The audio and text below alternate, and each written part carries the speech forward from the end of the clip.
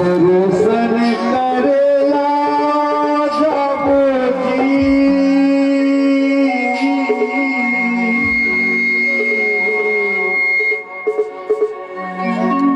दर्शन करेला जाबोना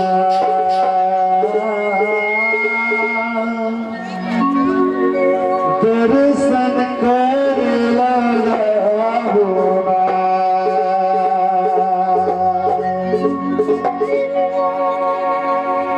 दर्शन करेला जाबो जी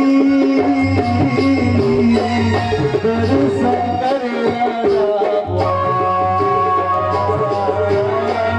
दर्शन करेला जाबो दर्शन करेला जाबो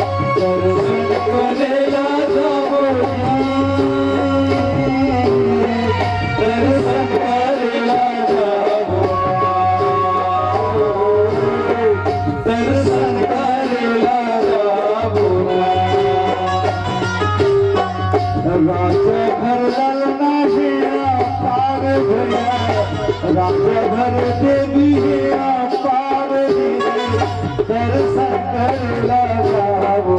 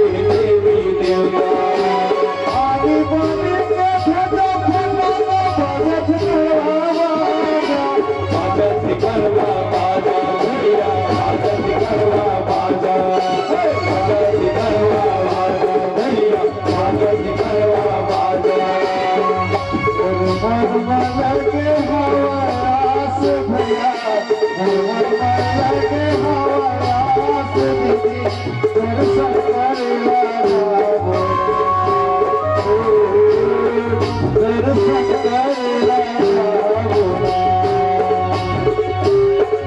राजा घर ललना है पार भैया राजा घर देवी है पार भैया दर्शन करेला जाबो दर्शन करेला जाबो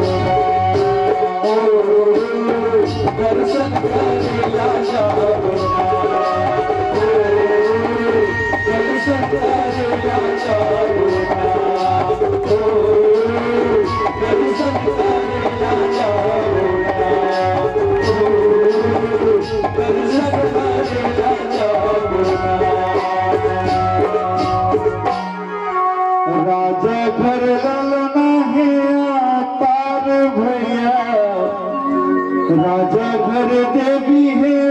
पार दीदी दर्शन कर राजा बोना दर्शन कर राजा बोना। लखन श्री रामचंद्र की जय। अब आरती के समय